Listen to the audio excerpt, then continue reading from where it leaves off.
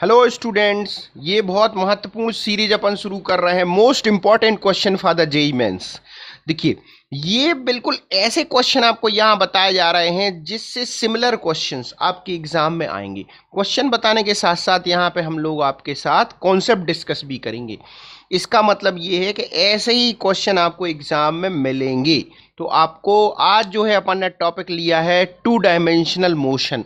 तो ये most important question JEE mains two dimensional motion पे आज अपन डिस्कस कर रहे हैं। चलिए देखिए, ये आप देख रहे हैं पहला क्वेश्चन है। ये क्वेश्चन जो है जेई मेंस 2019 में जनवरी के पेपर में आया हुआ है। क्वेश्चन में आपको वेलोसिटी गिवन है और जनरल इक्वेशन ऑफ पाथ पूछा गया। देखिए, पूरा डिटेल आप समझें। इक्वेशन ऑफ पाथ क्या होता है? आपको कभी भी कोई इक्वेशन ऑफ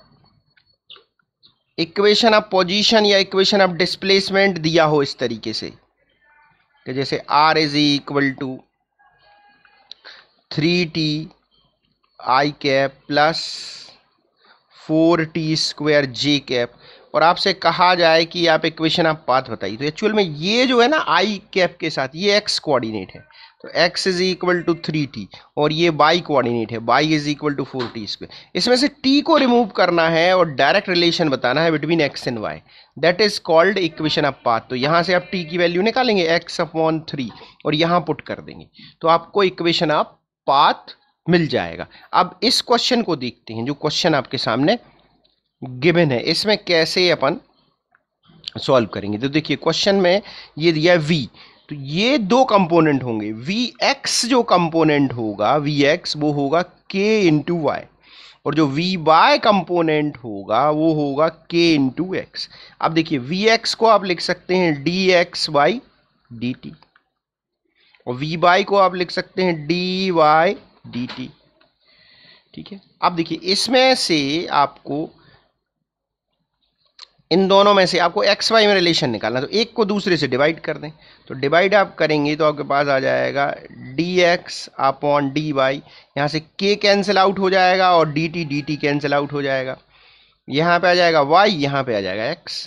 तो ये हो जाएगा आपके पास x dx is equal to y dy। अब आप इसको इंटीग्रेट करेंगे। यहाँ ध्यान रखें, लिमिट नहीं है आपके पास, तो इंटीग्रेशन कांस्टेंट आएगा। कांस्टेंट आप यहाँ भी ले सकते हैं, यहाँ भी ले सकते हैं, कोई दिक्कत नहीं। इसके बाद आपके पास आ जाएगा X square is equal to Y square. तो आप कांस्टेंट यहाँ भी ले सकते हैं, यहाँ भी, दोनों जो भी ऑप्शन में दिया हो। तो ऑप्शन में यहाँ कांस्टेंट दिया है, तो ये आपका ऑप्शन सी हो जाएगा। चलिए नेक्स्ट क्वेश्चन पे चलते हैं। तो ये आप अच्छे से समझ लें, इसमें आपको कॉन्सेप्ट मिल रहा है इक्वेशन ऑफ पाथ। ऐसा क्वेश्चन 4-5 बार तक जेई मेंस में रिपीट हुआ है, आपको अच्छे से ये कॉन्सेप्ट लर्न करना है। चलिए next question, position coordinate. 3D में पोजीशन कोऑर्डिनेट आपको दिए गए हैं, स्पीड पूछ रहे हैं। बिल्कुल आसान क्वेश्चन है, ठीक है। इसमें अपन बिल्कुल समय खराब नहीं करेंगे, तीनों को डिफरेंशिएट करेंगे। आप डिफरेंशिएट करने के बाद उसका रिजल्टेंट निकाल देंगे, ठीक है भाई। तो ये देखिए, ये डिफरेंशिएट करेंगे आप तीनों को, ये इसका रिजल्टेंट आप निकाल देंगे। अच्छा, एक चीज और है कि इन पूरे क्वेश्चंस का पीडीएफ भी आपको साथ में दिया जाएगा, डिस्क्रिप्शन में लिंक है, वहां से आप डाउनलोड कर सकते हैं। अगला क्वेश्चन देखिए, इसमें आपके सामने ये 3D जो है बना हुआ है, x y z। इसके मिड पॉइंट से चल के आप यहाँ के मिड पॉइंट तक मूव होते हैं। तो इन्होंने पूछा हुआ है कि इसमें central point phase will be, ठीक है भाई। तो ये पूछ रहे हैं, section shown in the figure the vector form from the central point of. तो ये वेक्टर आपको बनाना है यहाँ से। तो आपको याद होगा, जब भी वेक्टर आप बनाते थे, जैसे मान लो आपको वेक्टर ए बी बनाना है, तो आप कैसे बनाते थे वेक्टर ए बी? ठीक है, वेक्टर ए बी बनाने के लिए जो फाइनल पॉइंट होता था, मतलब ओ बी माइनस ओ ए करके ये वेक्टर बनाते थे। देखिए, अभी समझ में नहीं आ पा रहा होगा आपको, अच्छे से समझे। देखिए, ये दो वेक्टर है, ये पॉइंट है ए, ये पॉइंट है बी, ये है ओ। तो ये कहलाया ओ ए वेक्टर, ये कहलाया ओ बी वेक्टर, और ये आपका बन रहा है ए बी वेक्टर। तो देख सकते हैं आप यहाँ पे इस डायग्राम में कि O A vector plus A B vector is equal to O B vector. तो यहाँ से आपको समझ में आ गया हो कि ए बी जो वेक्टर है वो किसके इक्वल होगा? ओ बी माइनस ओ ए के। तो यहाँ पे भी आपको यही करना है, फाइनल पॉइंट का जो वेक्टर है उससे इनिशियल पॉइंट के वेक्टर को आपको माइनस करना पड़ेगा, तब आएगा। चलिए तो सॉल्व करते हैं। इस पॉइंट के कोऑर्डिनेट क्या होंगे, आप देख सकते हैं ये किस प्लेन में है, आराम से देखिए आप, ये किस प्लेन, ये देख सकते हैं आप जेड एक्स प्लेन में है, मतलब इसके कोऑर्डिनेट होंगे, ये डिस्टेंस तो आपको पता ही है, सेंटर है तो a/2 होगी, तो ये आ जाएगा a/2 I cap plus a/2 k cap. अब इस पॉइंट के कोऑर्डिनेट देखिए, अब ये किस प्लेन में है, बाई जेड प्लेन में, तो a/2 j cap plus a/2 k cap, ये आ गया। अब इन दोनों का डिफरेंस, तो इसको पहले लिखना है, माइनस ये करना है, a/2 I cap minus a/2 k cap, तो ये k कैप वाली टर्म्स कैंसिल हो रही है, तो ये आपका यहां से जो है a/2 कॉमन आ जाएगा, तो ये आ जाएगा j माइनस आई। ठीक है भाई, ये थर्ड नंबर में आपको मिल रहा है। चलिए तो इस तरीके से आराम से आप इसको कर सकते हैं। चलिए ये वाला क्वेश्चन मोस्ट इंपॉर्टेंट क्वेश्चन, ठीक है भाई, मोस्ट इंपॉर्टेंट, आप लिख लें बिल्कुल पक्का, आपको एग्जाम में ये क्वेश्चन अभी मिलेगा।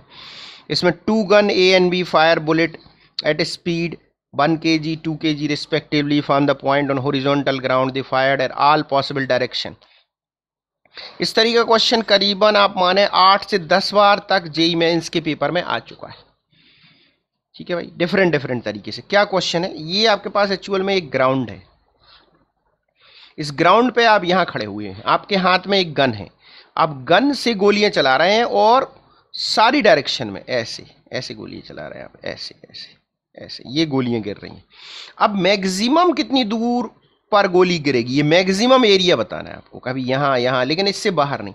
तो आपको पता है कि ये जो मैक्सिमम दूर गिरेगी वो आर मैक्सिमम, मतलब रेंज मैक्सिमम है, इससे ज्यादा दूर आप नहीं फेंक सकते। और आप सबको पता है कि आर मैक्स कब होता है, थीटा 45 डिग्री पर होता है आर मैक्स। ठीक है, तो ये आपको पता है, कोई दिक्कत नहीं है। अब आपको ये आर का फॉर्मूला, इसमें थीटा 45 रख देंगे तो आराम से यहाँ पे आंसर आ जाएगा। तो एक दो बार ये एरिया निकालना पूछा गया, तो आप पहले आर मैक्स निकाल देंगे, फिर पाई आर स्क्वायर लगा देंगे, तो जो है एरिया आ जाएगा। यहां पर जो है ये जी कांस्टेंट है इस क्वेश्चन में, तो आपको आसानी से क्वेश्चन सॉल्व कर सकते हैं। ये वेलोसिटी यू दी हुई है, ठीक है भाई, तो ये यहां से आंसर 1/16 आप कर सकते हैं, कोई दिक्कत इसमें नहीं है। चलिए अगले क्वेश्चन वेक्टर का क्वेश्चन है। The magnitude of a plus B is n times the magnitude of a minus B, angle between. बिल्कुल आसान क्वेश्चन है, सारे लोग हमारे ख्याल से कर सकते हैं। ये a प्लस बी का फॉर्मूला, a माइनस बी का फॉर्मूला है, ये ध्यान रखें, ये n स्क्वायर, तो ये यहाँ पे n है, अब ये स्क्वायर कर दिया दोनों तरफ का, तो ये भी n का स्क्वायर हो गया। बस अब आप इसको सॉल्व करते जाएंगे और आसानी से आपका आंसर आ जाएगा। चलिए सबसे डिफिकल्ट क्वेश्चन ये वाला है, बट इस टाइप का क्वेश्चन भी जेईई मेंस में रेगुलर रिपीट हो रहा है। इस क्वेश्चन में आपको दिया है t0 पर इनिशियल वेलोसिटी 10 है, एंगल ऑफ प्रोजेक्शन 60 है, इतनी चीज आपको दी। t1 पर ध्यान दें, टाइम दिया है is r, neglecting air resistance taking acceleration due to gravity in value of r। r क्या है, r है रेडियस ऑफ कर्वेचर। तो आपको पता नहीं जो रेडियस ऑफ कर्वेचर कैसे कैसे बेसिक कॉन्सेप्ट क्या है। तो रेडियस ऑफ कर्वेचर एक्चुअल में सर्कुलर मोशन से, कभी भी सर्कुलर मोशन हो रही हो तो वेलोसिटी के परपेंडिकुलर जो एक्सेलरेशन होता है, फिर से सुने, वेलोसिटी के परपेंडिकुलर जो एक्सेलरेशन होता है उससे रेडियस ऑफ कर्वेचर निकलती है इस फॉर्मूले से, v स्क्वायर अपॉन r। तो r इज इक्वल टू आता है v स्क्वायर अपॉन, ये जो a है ये परपेंडिकुलर है, a परपेंडिकुलर, यानी आपको वेलोसिटी के परपेंडिकुलर एक्सेलरेशन चाहिए। तो कभी भी आप किसी इंक्लाइंड प्लेन पर अगर हो, ध्यान से देखें आप, ये इंक्लाइंड प्लेन पर आप अगर हैं यहाँ पे, ठीक है, तो आपका इस तरफ एक्सेलरेशन होता है, आपको याद होगा g साइन थीटा, और यहां होता है g कॉस थीटा। तो इस क्वेश्चन में यहां अगर आप हैं यहां, तो कौन सा एक्सेलरेशन परपेंडिकुलर होगा, ये वाला।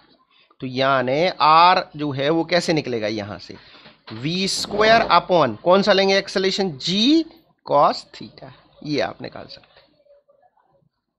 तो ये t इज इक्वल टू किस पे निकालना है आपको, 1 पर। तो सबसे पहले आप t1 पर वेलोसिटी निकालेंगे, किस फॉर्मूले से, आपको तो पता ही है वेलोसिटी निकालने का फॉर्मूला जो है कौन, सीधा सीधा वेलोसिटी आप यहां से निकाल सकते हैं। वेलोसिटी निकालने का फॉर्मूला में कोई दिक्कत आपको नहीं है। ठीक है, देखिए आपकी हॉरिजॉन्टल वेलोसिटी कांस्टेंट रहेगी, वर्टिकल वेलोसिटी होगी u sine theta minus G T, और हॉरिजॉन्टल तो हमेशा कांस्टेंट रहेगी।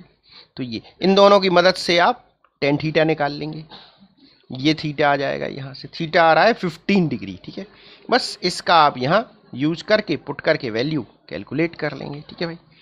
चलिए एक और क्वेश्चन है, particle move with from point, ये इनिशियल पॉइंट है, ये ध्यान दें इनिशियल पॉइंट है, यहाँ से आप चलना चालू किया t0, initial velocity this, acceleration ये से, what is the distance of the particle from origin two second, क्या होगा, ठीक है। चलिए तो इस क्वेश्चन को देखते हैं। इसमें इनिशियल पोजीशन अपन को दी गई है t0 पर, इनिशियल वेलोसिटी दी है, एक्सेलरेशन दिया है, आपसे पूछा है distance of the particle from origin at time two. यहाँ पे ध्यान देना ओरिजिन से डिस्टेंस पूछ रहे हैं, डिस्प्लेसमेंट नहीं पूछ रहे, ओरिजिन से। तो सबसे पहले आप s निकाल देंगे इस फॉर्मूले से, ut प्लस हाफ at², इस फॉर्मूले को आप वेक्टोरियल फॉर्म में लगा देंगे तो s आ जाएगा। इसके बाद इससे s से, s क्या है एक्चुअल में, s कहलाया r final minus r initial, ये s। अब r फाइनल निकालना है तो r फाइनल क्या होगा, s प्लस r इनिशियल। ऐसे आपको ये वाला क्वेश्चन सॉल्व करना है। देखिए तो इस तरीके से पूरे 2D के महत्वपूर्ण क्वेश्चन हो जाते हैं। आप इतने क्वेश्चन अगर अच्छे से प्रैक्टिस करके जाते हैं तो आप मान के चलें 2D के क्वेश्चन आपसे बन जाएंगे। अच्छा, इसके अलावा सभी स्टूडेंट्स कमेंट करके या हमारे व्हाट्सअप नंबर पे मैसेज करके ये बात बताएंगे कि और दूसरे चैप्टर के वो ये मोस्ट इंपॉर्टेंट क्वेश्चन चाहते हैं या नहीं चाहते हैं, क्या स्थिति है, इनसे फ़ायदा हो रहा है आपको, नहीं हो रहा है, क्या है, क्योंकि इन्हीं से पेपर में क्वेश्चंस आएगा 2020 में, बिल्कुल सिमिलर क्वेश्चन इसी से आएंगे। तो आप जल्दी से कमेंट करके बताएं तो हम लोग जो है और जल्दी जल्दी इसको बना के आपके लिए अपलोड करें। Thank you.